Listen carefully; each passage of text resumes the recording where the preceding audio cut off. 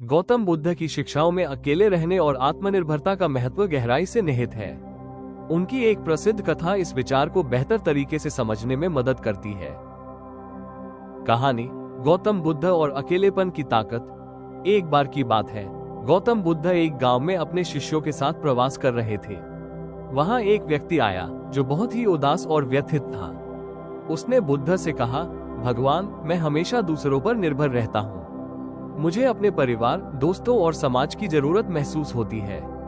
जब भी मैं अकेला होता हूँ, मुझे डर और कमजोरी महसूस होती है। कृपया मुझे बताइए, मैं इस अकेलेपन से कैसे छुटकारा पाऊं?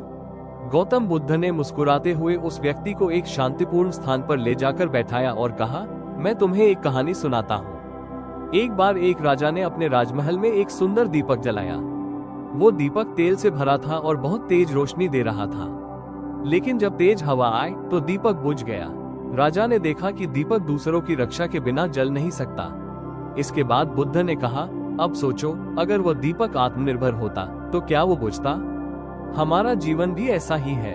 अगर हम हमेशा दूसरों पर निर्भर रहेंगे तो हमारी शक्ति कमजोर हो जाएगी। अकेले रहना और अपने मन को शांत करना हमें वो ताकत देता है जो किसी भी बाहरी ताकत से अधिक होती है।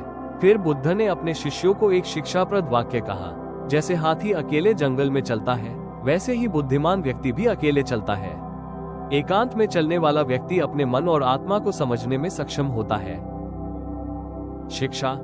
इस कहानी का संदेश ये है कि अकेलापन कमजोरी नहीं, बल्कि आत्मज्ञान और आत्मनिर्भरता का रास्ता है। जब हम अकेले होते हैं तो हमें अपने भीतर झांकने और अपने वास्तविक स्वभाव को समझने का समय मिलता है। गौतम बुद्ध का यह उपदेश हमें सिखाता है, 1. अकेलापन आत्मज्ञान का माध्यम है। 2. अकेले रहने से हम बाहरी चीजों पर निर्भर रहना छोड़ देते हैं। 3. एकांत हमें अपनी आंतरिक शक्ति और शांति को पहचानने का अवसर देता है। इसलिए अकेले रहने की ताकत को समझो। ये तुम्हें कमजोर नहीं, बल्कि आत्मनिर्भर और शांतिपूर्ण बनाएगी।